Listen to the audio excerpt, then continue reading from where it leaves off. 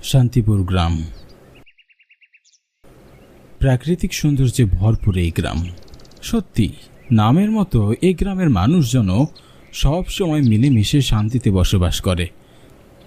কারণ এই গ্রামের জমিদার বিজয়চন্দ্র রায় বড্ড শান্তিপ্রিয় মানুষ। তার কারণে গ্রামে কোনো হানাহানি বা মারামারি হয় না। জমিদারের রয়েছে অঢেল ধন সম্পদ। ৮-১০ গ্রামের লোকজন তার কাছে আসে সাহায্য চাইতে। সে দয়ালু মনের মানুষ। তার কাছে এসে কাউকে খালি হাতে ফিরে যেতে হয় না। গ্রামের গরিব দুঃখী মানুষদের জায়গা জমি টাকা পয়সা দিয়ে সাহায্য করত। ইনি নারায়ণ চাষি। বয়স তার ৫৫ ছুঁই ছুঁই। বয়সের কারণে এখন আগের মতো আর পরিশ্রম করতে পারে না। তাও প্রায় ৩৫ বছর ধরে জমিদারের জমিতে ফসল চাষ করে জীবিকা নির্বাহ করে আসছেন। সংসারে রয়েছে বউ ও একমাত্র ছেলে বিমল।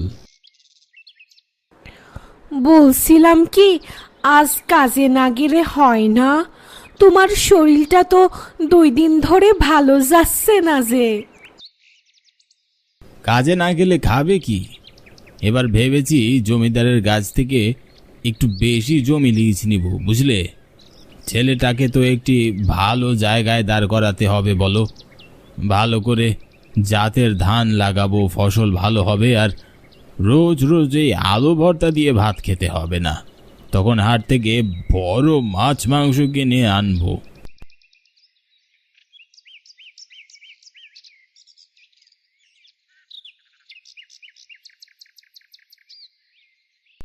তা বিমল কোথায়? ওকে দেখছি না যে। বিমল অর্কদের বাড়ি পড়াতে গিয়েছে। ঠিক আছে, রাতে দেখা হবে। জমিদার বাড়ি চললাম।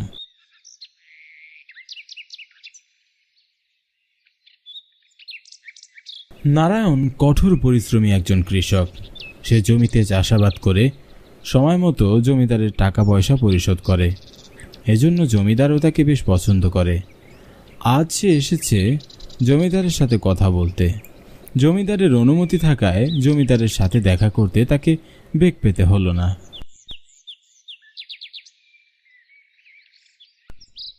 নারায়ণ, কেমন আছো? তোমার শরীরের কি অবস্থা? আগে ভগবানও আপনাদের কৃপায় ভালোই আছি। একটা কথা ছিল যে। কি কথা? এইবার আমি ৮ বিঘা জমি লিজ নিতে চাচ্ছিলাম আপনার কাছ থেকে। আমি একাই চাষাবাদ করব। এত জমি ঠিক মতো একা চাষাবাদ করে সময় মতো টাকা পরিশোধ করতে পারবে তো? জি পারবো বই কি। ঠিক আছে, সেনাপতি, নারায়ণকে উত্তরের মাঠের জমি থেকে ৮ বিঘে জমি হিসাব নিকাশ করে লিজ দিয়ে দাও তো। জমিদার ও সেনাপতির কাছ থেকে সব হিসাব বুঝে নিয়ে নারায়ণ বাড়ির পথে রওনা হলো।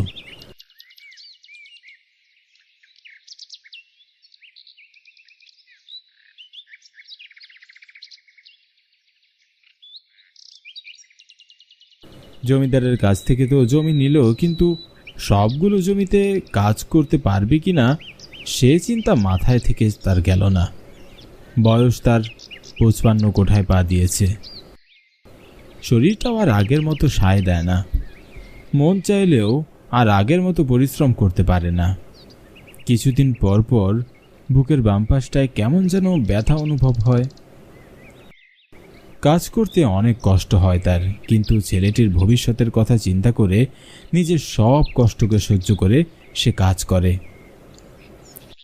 ছেলেটিও তার সোনার টুকরা। এই অভাবের সংসারে নিজের সব শখ আহ্লাদ বিসর্জন দিয়ে পড়াশোনার পাশাপাশি টিউশনি করিয়ে সংসারে বাবা মাকে সাহায্য করে। এমন ছেলে পাওয়া ভাগ্যের ব্যাপার। বাবা হিসেবে এমন ছেলে পেয়ে নারায়ণ অনেক ধন্য। তবে ছেলেকে কখনো মাঠে নামতে দেয়নি। তার একটাই স্বপ্ন, নিজে চাষি হয়েছে তো কি হয়েছে, কিন্তু ছেলেকে পড়াশোনা শিখিয়ে মস্ত বড় অফিসার বানাবে। সে চায় ছেলের সফলতা দেখে যেন গ্রামের আরো মানুষ আরো সাহস পায়। বুক ভরা আশা আর মনোবল নিয়ে পরের দিন সকাল থেকে কাজে লেগে পড়ল নারায়ণ চাষি। এই গ্রামের সকলেই প্রায় চাষাবাদের কাজেই জড়িত, যে যার নিজের কাজ নিয়েই ব্যস্ত। তাই তো কাজের মানুষ পাওয়া খুব দুষ্কর। তাছাড়া এমন অভাবের সংসারে কাজের মানুষের দিনের দাম দেওয়াও অসম্ভব। তাই তো সকলে নিজের কাজ নিজেই করে। এতদিন কষ্ট করে জমিদারের বিঘে চারেক জমিতে চাষাবাদ করত, কিন্তু এখন সেই জমি বাড়িয়ে হয়েছে 8 বিঘে। এতে জমিতে একা চাষাবাদ করা বেশ কষ্টসাধ্য। ধীরে ধীরে কাজ চালিয়ে যেতে লাগলো। দিন যেতে লাগলো। জমিতে চাষ করে ধান লাগানোর কাজ প্রায় শেষের দিকে। এখন শুধু অপেক্ষা সেই শুভ দিনের জন্য, যেদিন গোলা ভর্তি ধান আসবে তার ছোট্ট বাড়িতে। প্রায় মাস চারেক পরে ধানগুলো কাটার উপযোগী হলো। সে তার কষ্টের ফল পেতে শুরু করেছে। সোনার মতো ঝলমলে ধান, যতদূর চোখ যায় দিগন্ত জোড়া শুধু সোনালি ধান। পরের দিন সকাল থেকে ধান কাটার কাজটা শুরু করলো। ছেলে অনেকবার মাঠে আসতে চেয়েছিল, কিন্তু সে সাফ মানা করে দিয়েছে। একা একা কাজ করতে বেশ কষ্ট হচ্ছিল, কিন্তু কিছু করার নেই, কাজ তো তাকে করতেই হবে। ধান কাটতে কাটতে বেলা গড়িয়ে সন্ধ্যা হতে চলেছে। হঠাৎ কেন জানি শরীরটা বেশ খারাপ লাগছিল। গত 2 দিন যাবৎ বুকের ব্যথাটা বেড়েই চলেছে তার। ডাক্তার দেখানোর টাকা পর্যন্ত তার কাছে নেই। চাষি নারায়ণ ভেবেছিল ধানগুলো বাজারে বিক্রি করে একজন বড় ডাক্তার দেখাবে, কিন্তু কোথা থেকে যে কি হয়ে গেল। সোনালি ফসল ঘরে তোলার আগে হঠাৎ করে সেদিনের বুকের ব্যথায় সে মাঠে স্ট্রোক করে ফেলল। ভর দুপুরবেলা মাঠের সব চাষিরা দুপুরের খাবার জন্য বাড়ি চলে গিয়েছে। তাকে সাহায্য করবার মতো আশেপাশে কেউই ছিল না। বুকের ব্যথায় কাতরাতে কাতরাতে লোকটি সেখানেই জীবনের শেষ নিঃশ্বাস ত্যাগ করে। হায় রে সোনার ফসল! ফসলের মাঠে তীব্র রৌদ্রের মধ্যে পড়ে রইল নারায়ণের নিথর প্রাণহীন দেহটি। ফসল ঘরে তুলে মাছ মাংস কিনে খাবার স্বপ্নটি আর সে পূরণ করতেই পারল না। প্রায় ঘণ্টাখানিক পার হলে দুজন চাষি মাঠে যাবার পথে নারায়ণকে মাঠে পড়ে থাকতে দেখে বাড়ি নিয়ে যায়। নারায়ণকে এমন অবস্থায় দেখে কারো আর বুঝতে বাকি রইল না যে নারায়ণ না ফেরার দেশে চলে গিয়েছে। নারায়ণের পরিবারে নেমে আসে শোকের ছায়া। কান্নায় ঢলে পড়ে নারায়ণের স্ত্রীর সন্তান। শত দুঃখ কষ্ট বুকে চেপে নিয়ে নারায়ণের ছেলে বিমল বাবার শেষ কাজের প্রস্তুতি নিল। ভর সন্ধ্যাবেলা নদী পাড়ে দাও দাও করে জ্বলতে শুরু করলো প্রিয় বাবার চিতাটি। বিমল নিঃশব্দে দাঁড়িয়ে রইল। তার মাথার উপরে ছাতাটি আর নেই। এখন তুখুর রোদ হোক বা প্রবল ঝড় বৃষ্টি, সব কিছু তাকে একাই সামলাতে হবে। আশেপাশে গ্রামের মানুষজন সব নানান কথা বলছে, কিন্তু সে যেন কোনো দিকেই কর্ণপাত করছে না। আরে নারায়ণ কৃষক কত ভালো একজন মানুষ ছিল। হ্যাঁ দাদা, ঠিকই বলেছেন। মানুষটা যে হুট করে মারা গেল কে জানতো। তার পরিবারের পাশে গিয়ে দাঁড়াবি এখন। ছেলেটাও সবে মাত্র পড়াশোনা শেষ করেছে, এখনো কিছু করে না। বেচারা কি যে হবে এখন। আমরা হয়তো 1-2 দিন দেখতে পারবো প্রতিবেশী হিসাবে, তারপর তো ওদের নিজের ব্যবস্থা নিজেদেরই করতে হবে। পরিবারের একমাত্র উপার্জনকারী ব্যক্তিকে হারিয়ে দিশেহারা হয়ে পড়ল নারায়ণের বউ ও ছেলে বিমল। একে তো এতগুলো জমির ধান তুলতে হবে, অপরদিকে হাটে ফসল বেচে জমিদারের পাওনা টাকা পরিশোধ করতে হবে, পরিবার চালাতে হবে। তারা যেন অথৈ সাগরে পড়ল। মানুষটি এইভাবে আমাদের ছেড়ে চলে যাবে ভাবিনি। কত করে বললাম বেশি পরিশ্রম না করতে, কিন্তু কে শুনে কার কথা। এখন আমরা কি করব? মা, তুমি এত চিন্তা করো না। দেখো, আমি বাবার ফসল ঘরে তুলে জমিদারের পাওনা টাকা পরিশোধ করব।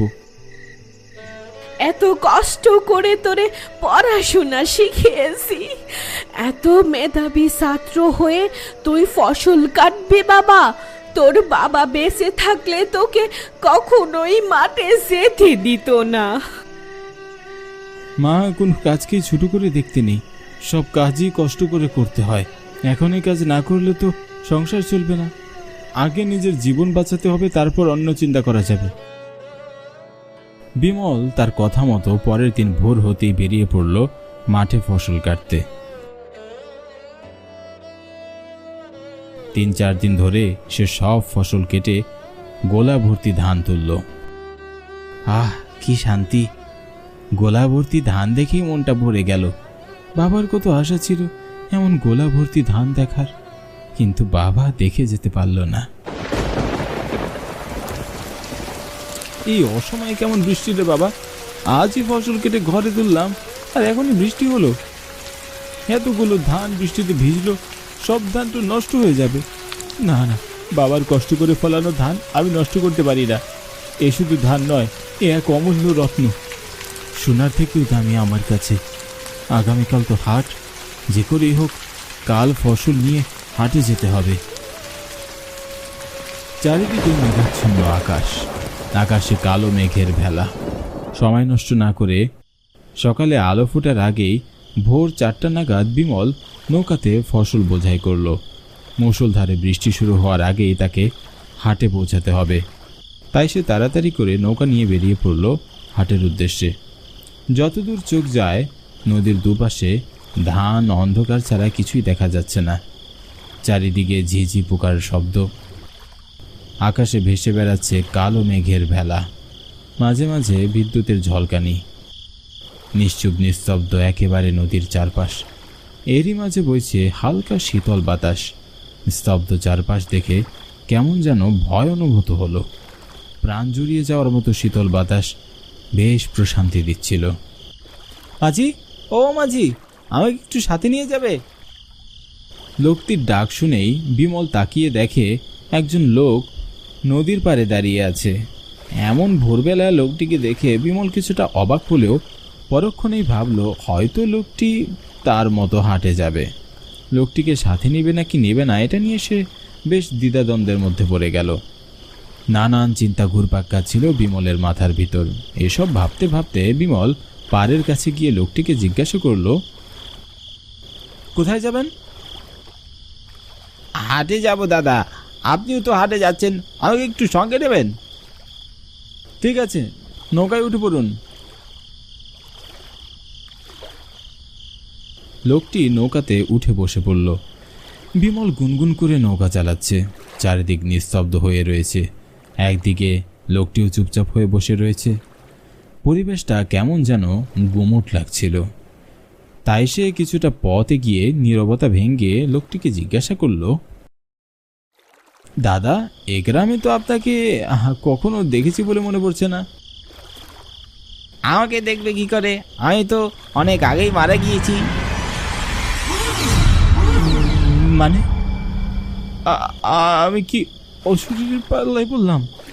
মানে সেটাই যেটা তুমি এখন মনে মনে ভাবছো।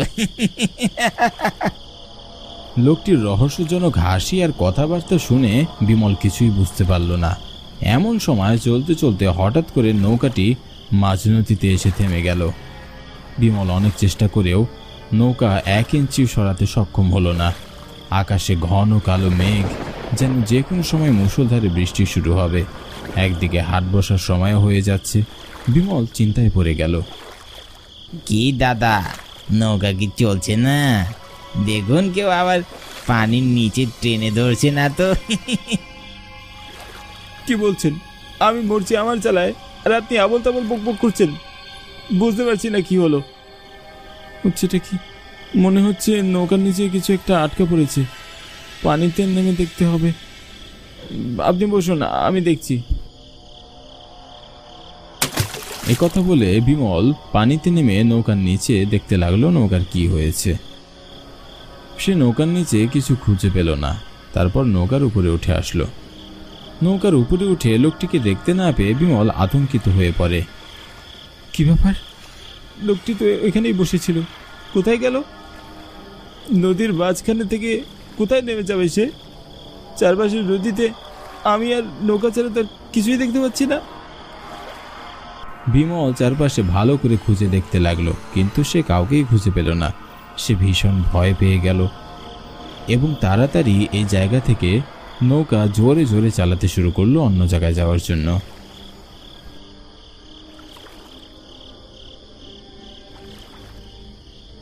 মাঝি, ও মাঝি, এদিকে আসো, আমাকে নিয়ে যাও। কিছু দূর যেতেই আবার কারো ডাক শুনে বিমল নদীর পাড়ে তাকিয়ে দেখল সে আগের মতো চাদর মুড়ি দিয়ে একজন লোক দাঁড়িয়ে আছে। কিছুক্ষণ আগেও তো মনে হয় এরকমই চাদর মুড়ি দিয়ে একজন লোক আমার নৌকায় উঠেছিল। আজ আমার সাথে এসব কি হচ্ছে? না না, আমি এ লোককে কিছুতেই নৌকায় তুলব না। বিমল লোকটির দিকে আর না তাকিয়ে জোরে জোরে নৌকা বাইতে লাগলো। কিছু দূর যাওয়ার পরে বিমল আর চোখে নদীর ওপারে তাকিয়ে দেখল কেউ আছে কিনা। বিমলের মনে অনেক প্রশ্ন জাগ্রত হলো। সে ভয়ে ভয়ে নৌকা আরও সামনে এগোবে, এমন সময় তার নৌকাটি আবার আগের মতো মাঝ নদীতে আচমকা আটকে গেল। নৌকাটিকে সে কোনোভাবেই সামনে এগিয়ে নিয়ে যেতে পারছিল না। কি হচ্ছে রে বাবার সাথে? মাঝ নদীতে অগভীর পানির মাঝে নৌকা কেন বারবার আটকে যাচ্ছে? আর ওই লোকটি বা কে যে বারবার আমার চোখের সামনে, আমার সামনে তো কোথাও হয়ে যাচ্ছে? আমি কি আবার পানিতে নামবো? হ্যাঁ, নামতে তো হবেই, না হলে হাটে যাবো কেমন করে? বিমল পানিতে নেমে দেখল আবারও আগের মতোই নৌকায় কিছুই আটকায়নি। এবার কিছুই না পেয়ে বিমল পানি থেকে নৌকায় উঠে থ হয়ে গেল। নৌকায় উঠতেই দেখে চোখ আগুনের মতো জ্বলজ্বল করছে, নাক দিয়ে অঝরে রক্ত ঝরছে, মুখ দিয়ে লালা ঝরছে। এসব দেখে বিমল থরথর করে কাঁপতে লাগলো। বিমলের নিঃশ্বাস যেন বন্ধ হয়ে আসছিল। লোকটি ভয়ঙ্কর দৃষ্টিতে বিমলের দিকে তাকিয়ে হেসে উঠল।